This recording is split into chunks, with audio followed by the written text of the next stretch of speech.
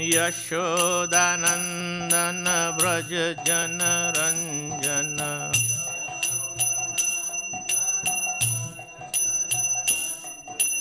Yashodanandan Vraj Jan Ranjan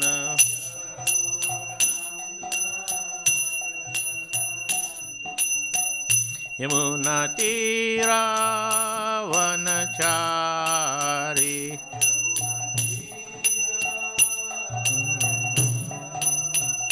Yamuna Tirah वनचारी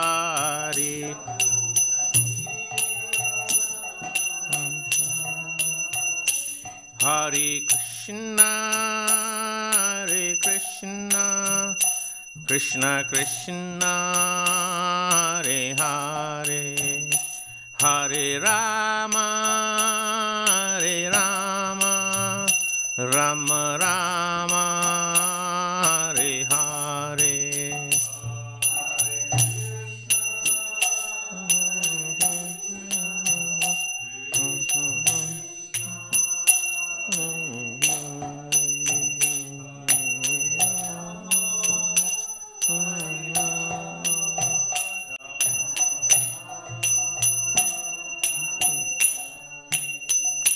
Hare Krishna Krishna Krishna Hare Hare Hare Rama Rama Rama Hare Hare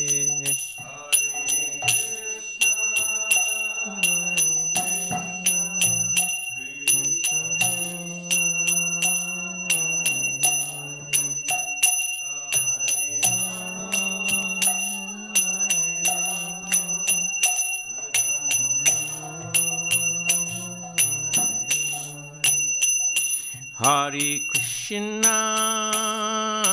Krishna Krishna Krishna Hare Hare Hare Rama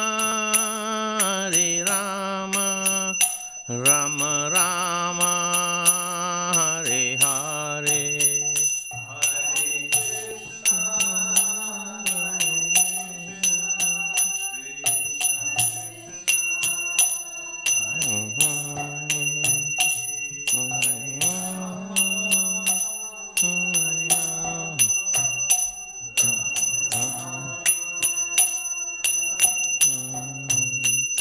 Hare Krishna Krishna Krishna Hare Hare Hare Rama Rama Rama Hare Hare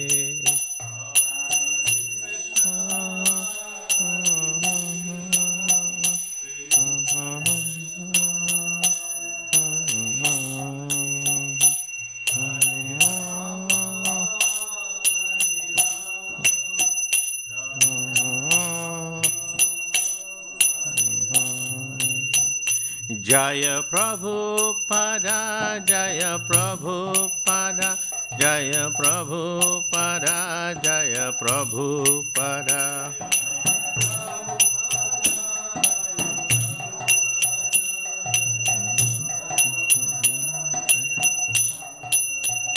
Jaya Prabhupada Jaya Prabhupada Jaya Prabhupada Jaya Prabhupada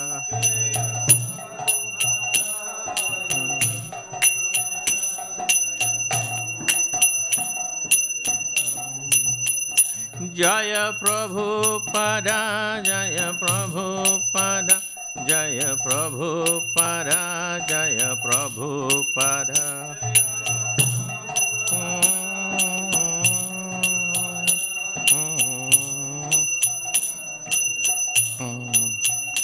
Jaya Guru Deva Jaya Guru Deva Jaya Guru Deva Jaya Guru Deva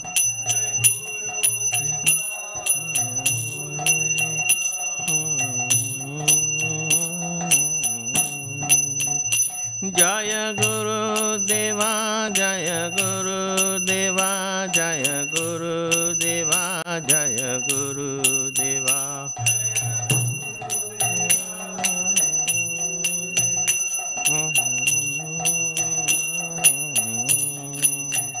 Nitai Gaur Hari Bol Hari Bol Hari Bol Nitai Gaur Hari Bol.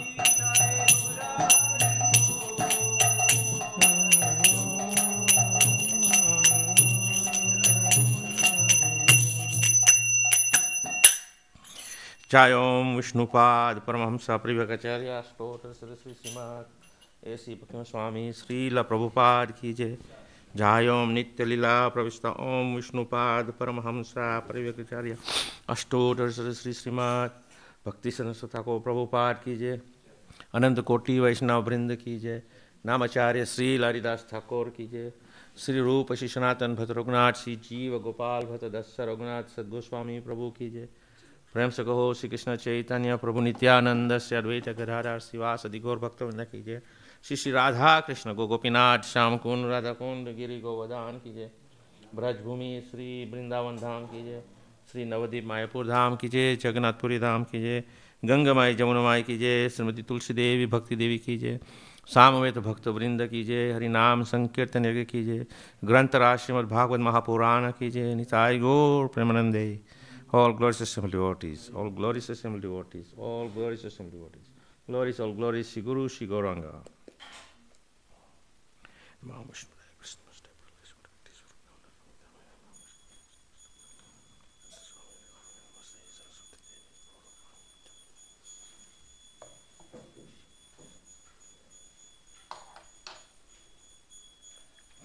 Om Namo Bhagavate Vasudevaya. Om Namo Bhagavate Vasudevaya. Om Namo Bhagavate Vasudevaya. So this morning's reading from Srimad Bhagavatam, Canto 4, Chapter 31, Text 5. Narada instructs the Prachetas. Pracheta Ucha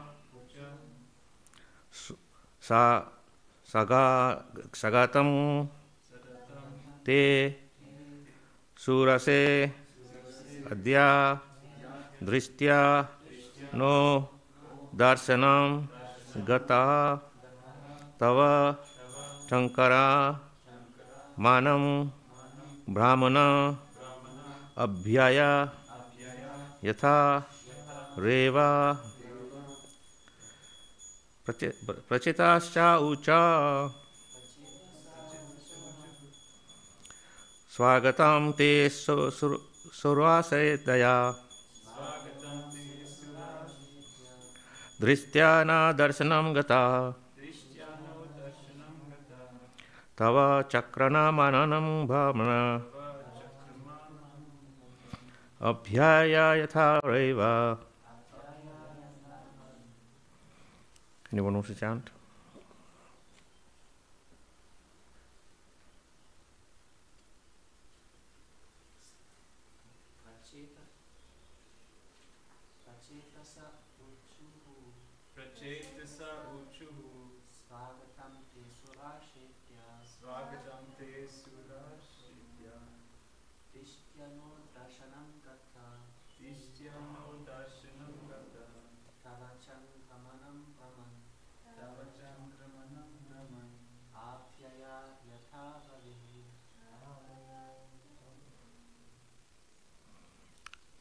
Want to try? Chetasa Uchuhu Bhagatam Sadyasadiya Drishyana Darshanam Gata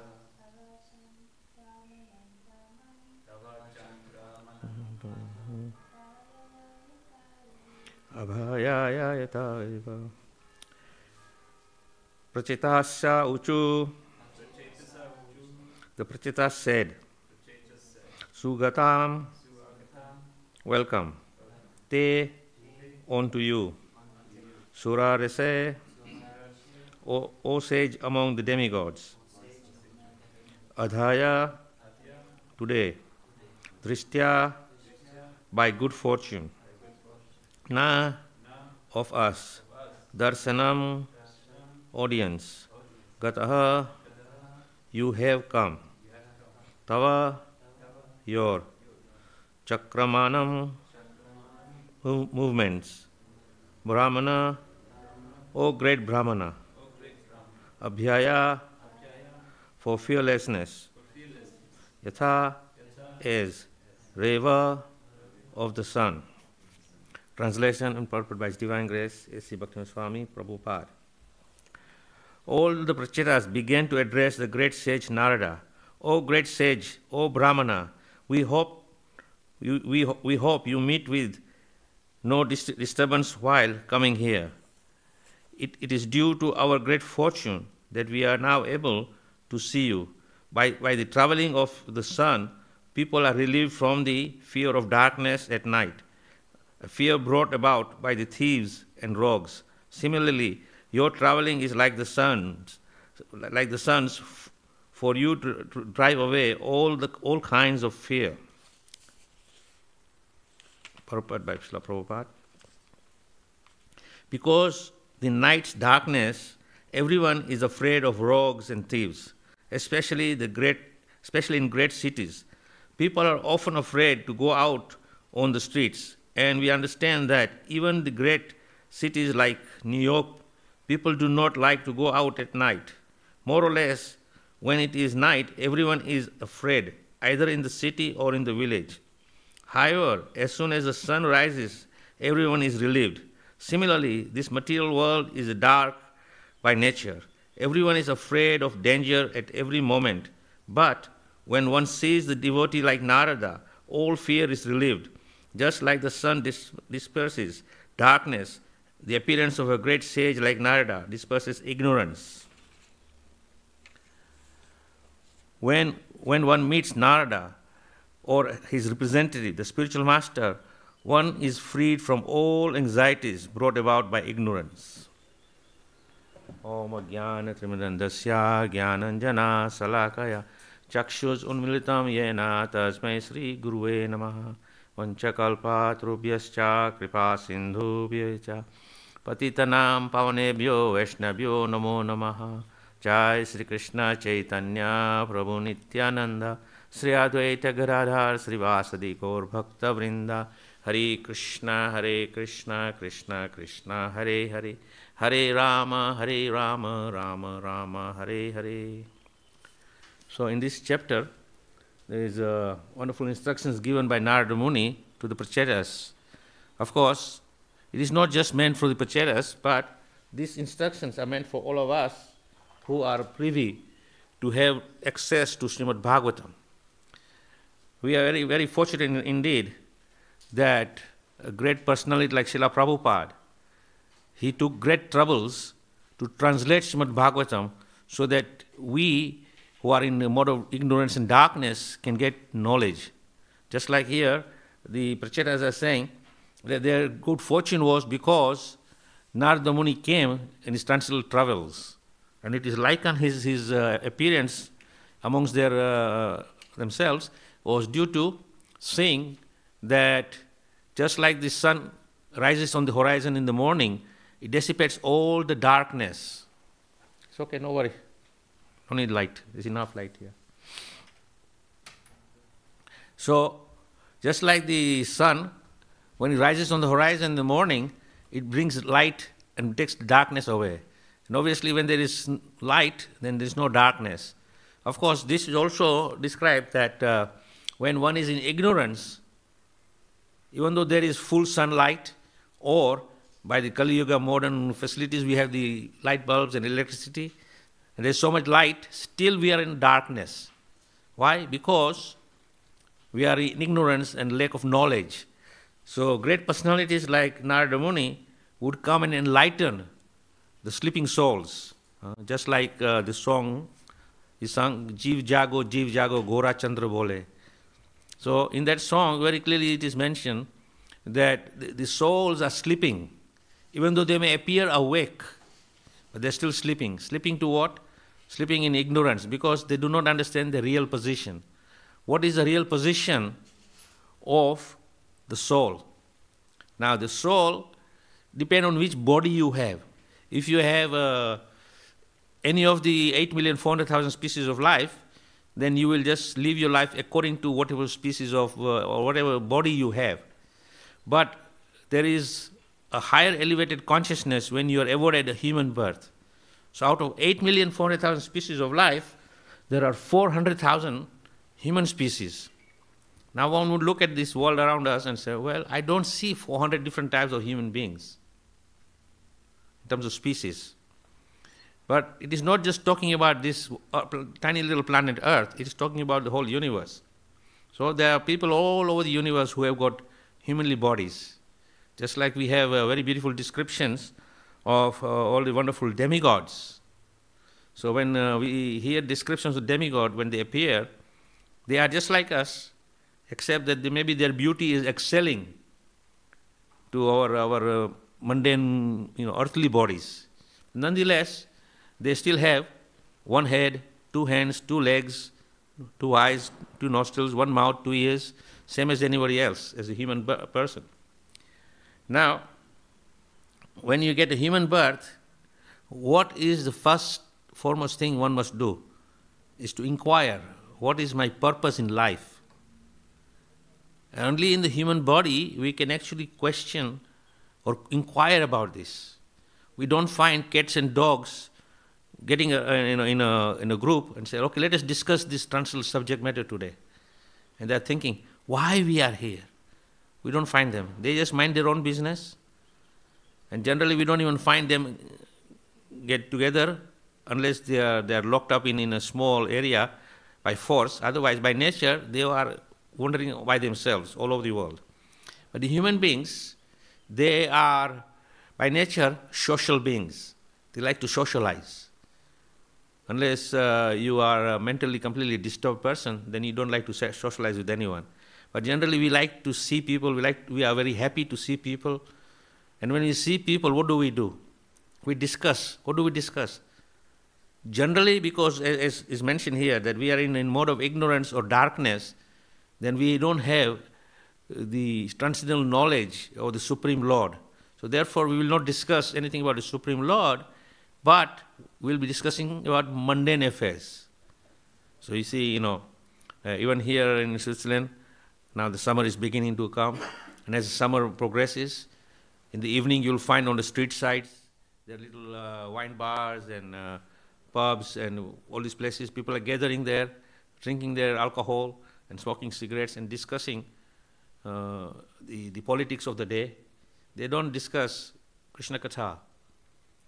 But only those who are enlightened by their good fortune, as the Prachetas are saying here, that we are very, very fortunate by your arrival.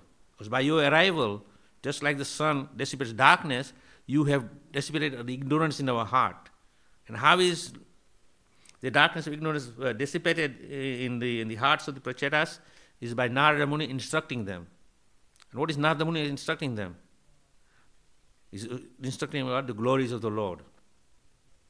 So similarly, we are in a very good position that somehow, by our good fortune, we have come to Krishna consciousness.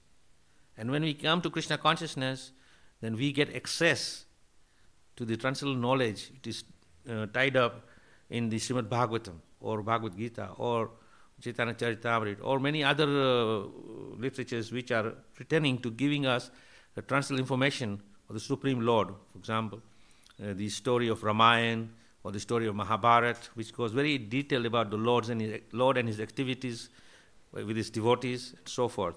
So when we get all these access, then our business is to understand the Lord. Because more and more we understand about the Supreme Lord, then more and more we develop attachment for him. And more attachment we develop for him, the more and more we want to hear about him. Unfortunately, we are so much grossly contaminated in this material world that it takes a long time before we develop taste to hear about Krishna. in the beginning of this Bhagavatam, when Parikshit Maharaj was told, or rather he was given the curse, that within 7 days you will meet your death. So, without even a second thought or fear, he said, okay, death is natural, it comes to everyone, if not today then tomorrow. So at least I have been given a forewarning that in 7 days' time, death will approach me. So I have now time to prepare to leave this material world. So what does he do? Does he go back to his palace and say, okay, all my ministers come here, all my family come here, now I'm going to tell you what to do because I'm going to go die soon, so I want you to do this, this, this. No. He said to his son, Janmajaya, you are now the emperor. You take care of the kingdom. I'm going. So he went on the banks of Ganges in a place called Sukartal, up near, some distance from Kurukshetra. And he found Sukadeva Goswami, and he approached Sukadeva Goswami and he said, my dear spiritual master, please tell me. Now I'm in this dilemma, what should I do? Then Sukadeva Goswami says, not to worry, you sit down. I will explain to you what you need to hear and prepare to leave this world. So of course he spoke the Bhagavatam. Now the point I want to make here is that when Parikshit Maharaj was sitting there and inquiring from Sukadeva Goswami was answering his questions. It wasn't just that Sukadeva Goswami said, okay, you just sit there and I will just start speaking Bhagavatam. Bhagavatam basically is the interaction between Sukadeva Goswami and Parikshit Maharaj. Parikshit Maharaj is inquiring and Sukadeva Goswami is explaining him and answering his queries. So every time Sukadeva Goswami would say something, Parikshit Maharaj said, yes, please tell me more, I want to know more. At some point in the first canto actually, Sukadeva Goswami is describing about the Pandavas. Now Parikshit Maharaj is in that family. He knows about his father, he knows about his uncle, and he knows about everything in his family. But still, when Sukadeva Goswami is explaining the transcendental activities of the Pandavas, Parikshit Maharaj is very, very eager to hear more and more and more. Even though he already experienced these things in his childhood while he was growing up with his uncles, the 5 Pandavas. So he was well experienced and knowledge in the activities of the Pandavas. But there was no need to repeat. But because he was coming from Sukadeva Goswami, then it was very, very, appealing to him. And when we hear something from a spiritual person, a devotee of the Lord, then whatever he speaks, unless he's speaking something about mundane knowledge, the transcendental words coming from his mouth are going to be purifying. Just like in the morning when we are glorifying Srila Prabhupada in Guru Puja, we say, he opens my darkened eyes and fills my heart with transcendental knowledge. So how does he fill your heart with transcendental knowledge? Guru Mukha Vakya, that the transcendental words coming from his mouth is purifying. Why? Because he is actually the carrier of the message of the Supreme Lord. And when the spiritual master or a devotee speaks, he is speaking because he is carrying the message of the Supreme Lord, and that message of the Supreme Lord will penetrate in your heart. So sometimes when we read literatures like Srimad Bhagavatam by ourselves, no doubt it has got a tremendous potency to purify us. But when we hear it from another devotee speaking about it, then it gets even deeper. Why? Because that person who is a devotee of the Lord, when he is speaking, he is not just speaking about what he has understood from hearing from other devotees, but he is also speaking on the platform of his own realization. And when the realization is there, then he is sharing his realization with you. And when he is sharing his realization with you, then you can relate to that. So that is why when Sukadeva Goswami is speaking to Parikshit Maharaj is very much appreciating all this transcendental knowledge. And when he is hearing all this knowledge, he has been freed from all his darkness and all his ignorance. So just like as I said, what is our purpose in our human life? eat, sleep, and be merry, just like animals. Prabhupada said even the animals are doing eating and sleeping, mating and defending. So what is that makes us different from animals? There is something that makes us different from animals. Otherwise, if I call you all devotees sitting in this room saying, you are all animals, you'll probably think, oh, this guy is gone crazy. He's offending us. He's calling us animals. But then I say, hey, you are doing the same thing as animals, so what is the difference? But there is a difference. You have ability to inquire.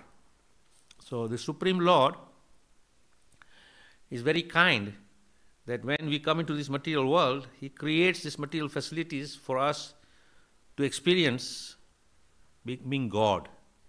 Because Prabhupada explains, in the first place we come to this material world is because we wanted to enjoy independent of the Supreme Lord. So Prabhupada says that the Supreme Lord said, if you want to enjoy separately and independent of me, then I will create a wonderful facility for you where you can go and enjoy. So He has created this material world and all its elements in this material world to facilitate you trying to become God. Aham Ishvara, that I am Ishvara, of all I prevail. So I want to be the master of everything. But we are trying to become masters, but always we fail. Sometimes we succeed in becoming master of a small group, but beyond that we are not master of everything. Now we understand from the scriptures that the Supreme Lord, He is the master of the whole creation. He is the control of the whole universe. Whereas we may be in control of small portions, very small portions. But we are trying to experience this so-called Ishvara Bhav, of become a God. And eventually, when we try, we fail. Not just in the human body, but even in animal species. They try to become gods. You know, if you have seen some of these National Geographic documentaries on animal kingdoms, you see there is a hierarchy in the animals, and what they call the alpha male is always there, you know, and he is like saying, hey, you're all under my control. And he fights them to prove that he is the strongest. So because he's the strongest, he controls. And if there is another one who is going to challenge him, and he finds that he cannot control, then he leaves and he brings his own troop, and he creates his own little Ishvara group. So then he tries to become controller there. The point is that everybody is trying to become controllers. At some stage in our human birth, when we come to this birth, as I said, we have the ability to inquire, and not just inquire, but understand the inquiry. So if you ask a question about a particular thing, then you'll be able to understand the answer to that question. So similarly, we have that ability to inquire. And what is our inquiry? That inquiry is, what am I doing here? What is my purpose in life? Why I have come to this world? So then, when we begin to ask these questions, the Lord in the heart is saying, now that you are inquiring about something very important, I will direct you to get answers. So then He directs us to a place where we can get the answers to these questions. And therefore, even whether we ask who is the writer of all this transcendental literature, in his Brahma Sutra or Vedanta Sutra, he says, Athato Brahma Jignasha, that therefore now you inquire to the higher understanding. Now what is the higher understanding? Higher understanding is not the material science or how the material world is working, but the higher understanding is to understand the Supreme Lord. So when we are inquiring about the Supreme Lord, then of course the Supreme Lord makes arrangement to explain to us about Himself. Who can explain to us about Krishna other than Krishna Himself? Suppose if you want to know something about me, who best can tell you about me than myself? Someone else may say, oh, I met him here and this is what he likes. He's a nice person, or he's a terrible person. Whatever he may say about his experience with me. But if you ask me, then I can give you all details about myself, because I know myself. So similarly, the Supreme Lord, He can reveal Himself to us. Now how does He reveal Himself to us? There's many different ways He reveals. One is by approaching a saintly person.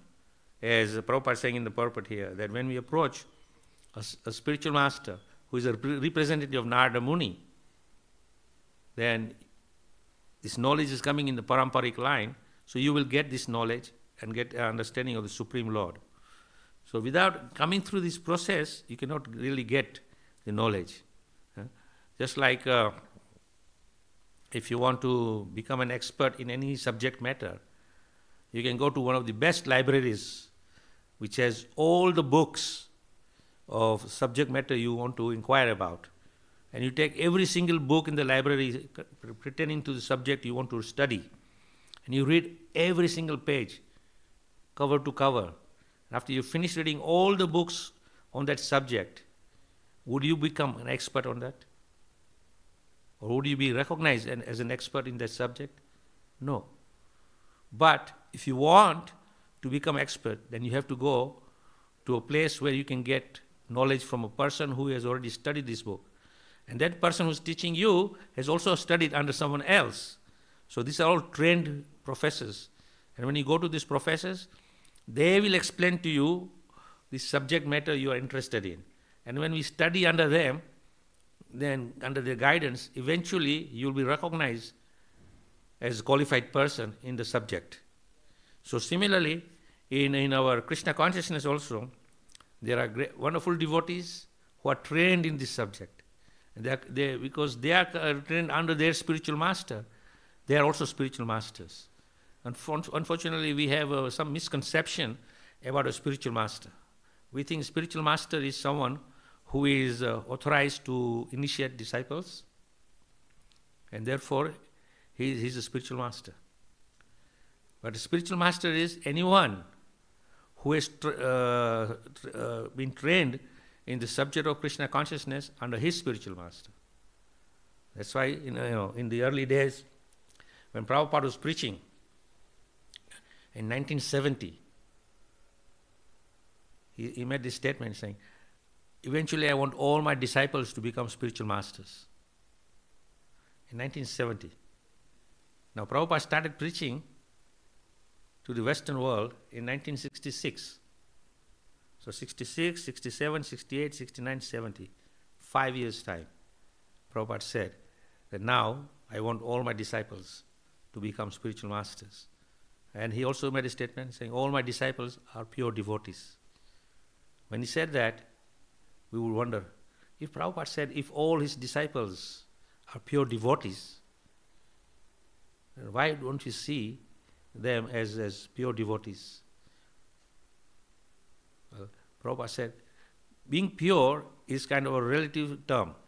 One can be pure if one is following, executing the principle of bhakti perfectly. Then he's pure. And then there's other pure is that one who has actually freed himself of all contamination by the very process of bhakti. And what is the bhakti process given to us by Sri Chaitanya Mahaprabhu, who is the Supreme Lord himself, came to teach us how to become a perfect devotee. Although he's a Supreme Lord, but we understand that Prabhupada explains that he came in the mood of a devotee. So Lord Chaitanya Mahaprabhu, although he is the Supreme Lord, he came to teach us how to become a perfect devotee.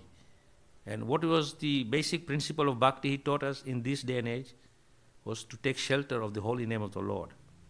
Even though we know from the past times of Sri Chaitanya Mahaprabhu that he was expert in all knowledge.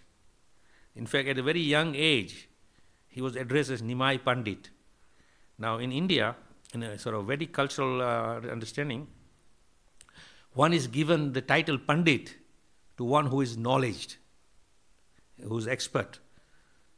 So of course Nimai was a young boy, but he was given the title Pandit because he was such a scholarly person that he understood the conclusion of all the scriptures. Of course he understands everything because he is the Supreme Lord. But as a devotee, as a young boy, he was having debates and challenges with many, many big scholars, fully grown adults, and he should defeat them. So the point I have to make is that Sri Chaitanya Mahaprabhu was fully knowledged in all the scriptures. But then, when he went to meet his spiritual master, Ishwarapuri. And what did Ishwarapuri say to him? First, Ishwarapuri, of course, recognized that this person who has approached me is not an ordinary person, he is the Supreme Lord. But then Supreme Lord Chaitanya Mahaprabhu said, no, no, you are the great person, I have come to take your shelter. Now why did Chaitanya Mahaprabhu take shelter of Ishwarapuri? To show us the example that no matter how a great person you are, you still have to take shelter of a bona fide spiritual master who is coming in the paramparic line. Just like Krishna says in the Bhagavad Gita, Ivam parampara praptam, that this disciplic succession is set up from the Supreme Lord himself and is coming down from guru, disciple, all the way to the present day. So that's one aspect. Second, Chaitanya Mahaprabhu is showing by his own example, taking shelter of Ishwarapuri. Now when he's taking shelter of Ishwarapuri, he is instructed by Ishwarapuri that you are such an expert person in all this knowledge and everything, but it is waste of time. The conclusion of all the scriptures is that you take shelter of the holy name, because this is the Yuga Dharma. This is the Yuga Dharma in this Kali Yuga. Hare Nam, Hare Nam, Hare Nam, Eva Kevalam. Kalo nasteva, nasteva, nasteva gatiranga. Kalo is very clear saying, Kalo nasteva means in this age of Kali, there is no other way, no other way, no other way. So, Ishwarapuri, this spiritual master of Chaitanya Mahaprabhu, is instructing him that he take to the holy name. And from that moment onwards, Chaitanya Mahaprabhu said, okay, no more debates with anyone, only chanting the holy name. So he introduced the Harinam Sankirtan. And through Harinam Sankirtan, wherever he went, he was chanting the holy names and attracting people to chanting the holy names. And he had such a huge following that people just followed him and they were so absorbed in the holy name. And that is the Yuga Dharma. So for us, we are very fortunate that Srila Prabhupada came to the West. He brought the transcendental knowledge to us, and he has given us this wonderful knowledge in the form of Srimad Bhagavatam and by his own personal example, and also introduced us to the chanting of the holy names. And when we start chanting the holy name of the Supreme Lord, especially the Hare Krishna mantra, Hare Krishna, Krishna Krishna, Hare Hare, Hare Rama, Ram Ram, Hare, that is going to develop our attachment to the Supreme Lord. And also it will purify us. Chanting of the holy name takes two effects. One is that by chanting the holy name sincerely, and as mentioned in the Nectar devotion, without any offenses, then that holy name will purify us of all the layers of contamination which we have accumulated for many, many lifetimes. And as we are becoming purified, then we can understand and relish the holy name more and more and more. So this is another example is given Prabhupada saying that if someone is suffering from a disease called jaundice, or sometimes it's also called yellow fever. So jaundice is such a disease condition that your tongue begins to taste everything bitter. Even if you take the sweetest object and put it in your mouth, it will taste very bitter. But of course, we know sweetness by nature is sweet. So even if you put sugar in your mouth and it tastes bitter, that means something is wrong here. Either it is not sugar, or if it's sugar, then it is your disease condition. So Prabhupada says that in order to cure your jaundice condition, then you have to eat sweet constantly. And more you eat, the more and more you will be free from your disease condition. And as you're becoming more and more freed from your disease condition, you begin to taste the sweetness. First it is less sweetness, then it gets a little more sweetness. As you're becoming more and more free from your disease condition, the sweetness becomes stronger and stronger and stronger until you become normal. Jai Jagannath. So you begin to taste that sweetness to its fullest experience. So similarly, when we begin to chant the Hare Krishna mantra, the chanting of the holy name is slowly and steadily removing all the layers of contamination. And more the layers of contamination are removed, the more and more we begin to relish, just like the jaundice condition. As we are becoming cured of the jaundice, we begin to taste the sweetness of the sweet sugar. So similarly, when we are free from all these contaminated layers, then we begin to taste the nectar of the holy name. So of course we hear these words constantly. Either we read in the scriptures or hear from the people who are giving discourses saying the nectar of the holy name. Nama Amrita. Amrita means nectar and Nam means name. So nectar of the holy name. So we hear all the time, nectar of the holy name. Now you would wonder, nectar of the holy name. Holy name I understand. Well, what is the nectar in it? Because in our mundane experience, when you say, Prabhu, do you like a glass of nectar? And then I give you maybe apple juice or strawberry juice or any nice sweet juice, and you drink it. I say, wow, this is nectarian. So you can experience. But when you're going, Hare Krishna, Krishna Krishna, Hare Hare, Hare Ram, Ram Ram, Hare Hare, Hare Krishna, Krishna Krishna, Hare Hare, Hare Ram, Ram Ram. I'm not tasting any sweetness. Nectar means sweet. But there is sweetness.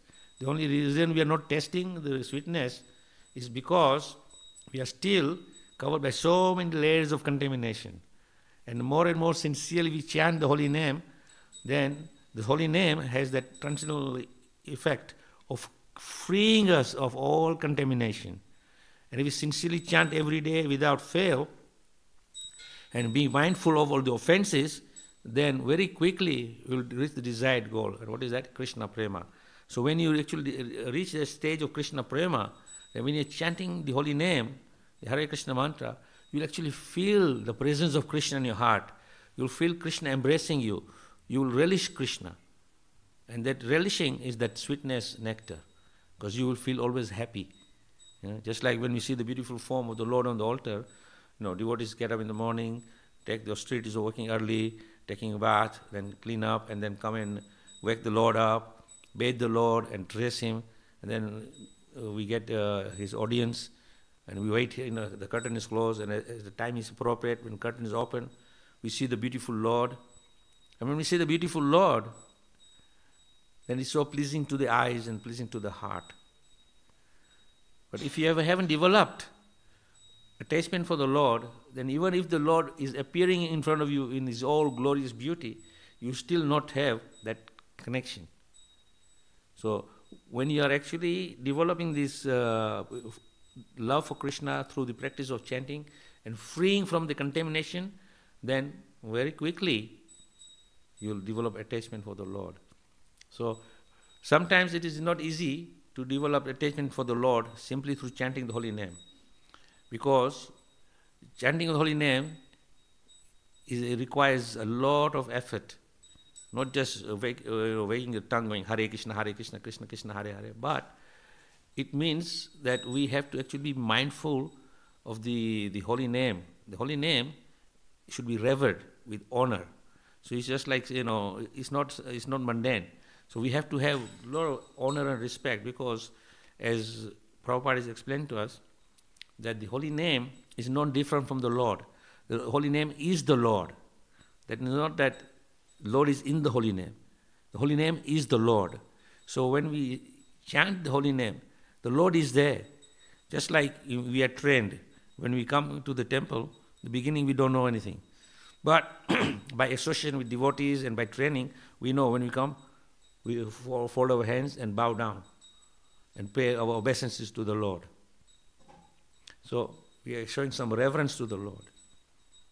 And when we show reverence, means you are now appreciating, yes, here is someone, I have to bow down. And not that I have to bow down, but we are practicing how to honor and respect the Lord. And one of the gesture of offering respect to the Lord is bowing down. Just like even in our material interaction, if there is someone who is a little higher than us or someone who is better than us, then naturally we sort of lower down and bow down to him, showing that, yes, you are better than me. So when we are chanting the holy name of the Lord, we have to develop the same reverence. But we take it for granted. We get the holy name and then we chant, but we are not mindful that this is the Lord. So it takes time. So because to develop that reverence for the holy name, it takes a little time. So we have all other processes which are bringing us to that level to connect with the holy name as not different from the Supreme Lord. So of course, we have the worship of the Lord. So Lord, as Prabhupada says, has manifested himself in a material form so that we can see with our material eyes. Because really speaking, these eyes cannot see anything spiritual. It can only see that it's material. So Lord, out of his kindness, manifests himself in the form of the beautiful deities, whether it's Gaunitai, it's Lord Jagannath Baladev Subhadra, or it's Radha Krishna, or Nrsingadev, and all the different forms of the Lord which are mentioned in the scriptures, the deities are there. Of course, you can't just create any form and say, okay, this is God. It has to be a bona fide understanding. But the point is that when you're serving the Lord, then you develop attachment for him. In the beginning, it's just the form of the Lord. You're waking the form of the Lord up, you're dressing him, you're feeding him. But as you become more and more attached to the service, then you develop a lot of attachment for the Lord. And through attachment for the Lord, then also that holy name will manifest. And then we'll begin to see the holy name as non-different from the Lord. Because at the present stage, in our spiritual development, we just take it for granted. Here is the Hare Krishna mantra of the 16 syllables, and we just chant the holy name. Hare Krishna, Krishna Krishna, Hare Hare, Hare Ram, Ram Ram, Hare Hare. But we don't have that reverence for the holy name. So when we develop that reverence and understand that this is non-different, this is the Lord, and I, even though so much contaminated and so unqualified to receive the mercy of the Lord is so kind that he's allowing me to associate with him. And when we associate with the holy name, it means you are directly associating with the Lord. And when you associate with the Lord, then you connect with the Lord. And because you are associating pure, then you also become pure. I give this example in our school. We used to study physics. And we used to study the quality of a magnet. And because of the magnet has got certain magnetic power, and the ways the atoms, everything is set up, that if you put a metal, another iron next to the magnet, it attracts. And depending on the power of the magnet, the stronger the attraction is. And when the metal is stuck to the magnet, after some times, that the metal, ordinary iron, now also begins to develop the same quality as a magnet. Because the magnetic qualities are transferred into the iron. So similarly, when we associate with wonderful devotees of the Lord, when we associate with the Lord in his form of Archavigraha or his holy name, then we also become pure, because that purity is coming to us and purifying us. And eventually that purification will be so strong that we will be free from all contamination. And when we are free from all contamination, then we will be eager to chant the holy name and appreciate the holy name, because now the holy name is not just the holy name. He is the Lord. Because sometimes our language says the holy name. But we don't say he is the Lord. See? Because there is no difference between the name and the Lord himself. So when we begin to understand that here is the Lord himself, it's not just the holy name, because when it's holy means it's very unique way of addressing the Lord as a holy name. But the name itself is the Lord.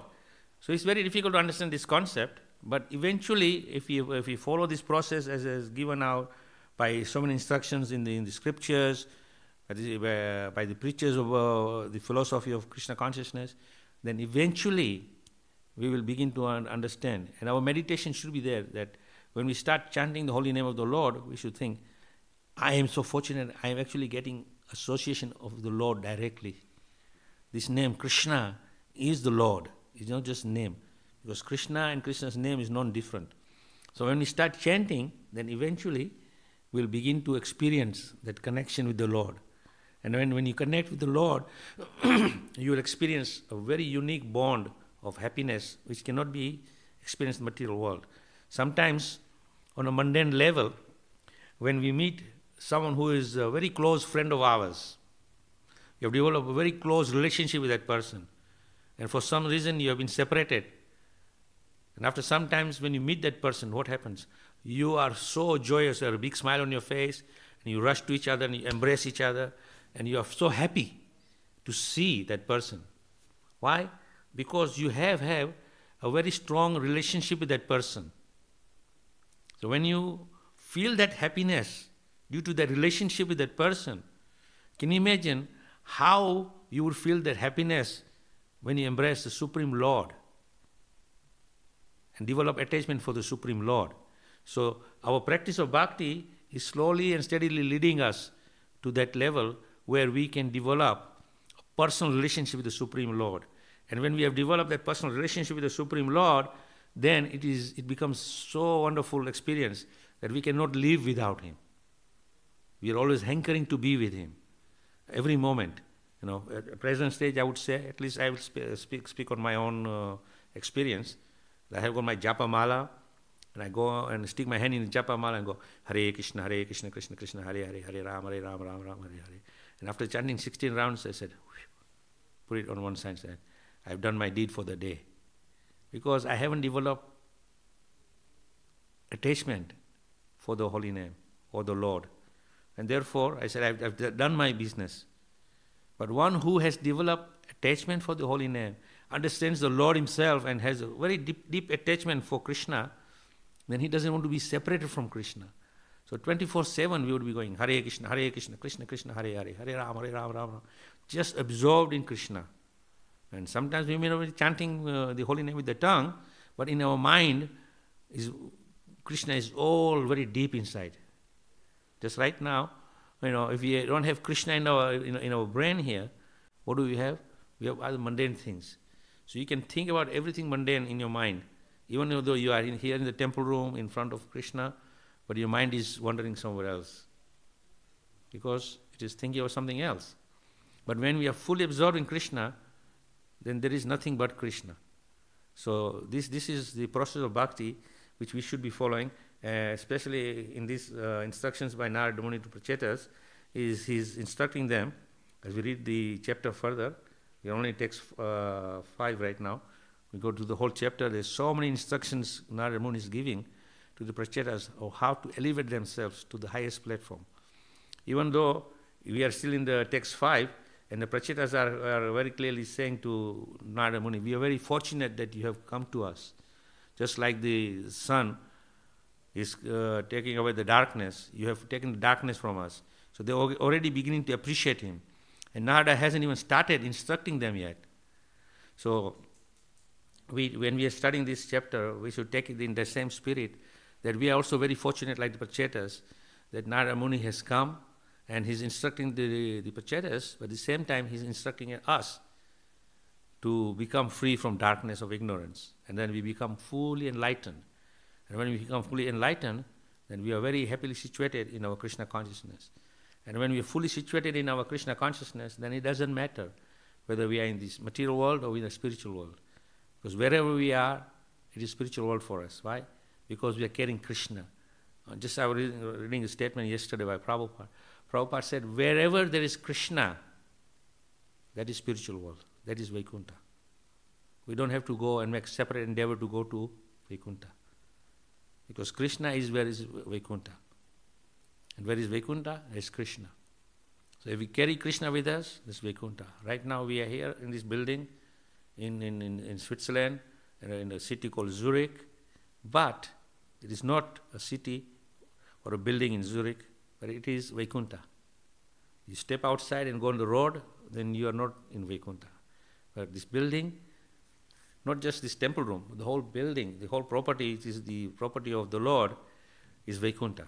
So we are so fortunate that even though we are not qualified, but we can stay in Vaikuntha. There's no anxiety. So we should take it as our blessings that we are given opportunity to be free from the material world, even though we are not qualified. But slowly and gradually, Krishna will allow us to experience that transcendental Vaikuntha spirit.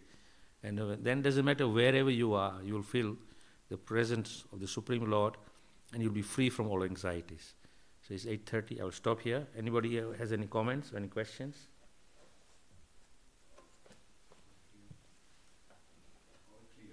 All clear? Okay, it's very nice. I'm very happy. So let us all go and dive into the holy name and become completely absorbed. Of course, before that, Krishna is very kind also. He will give you another form of the Lord in His holy prasadam.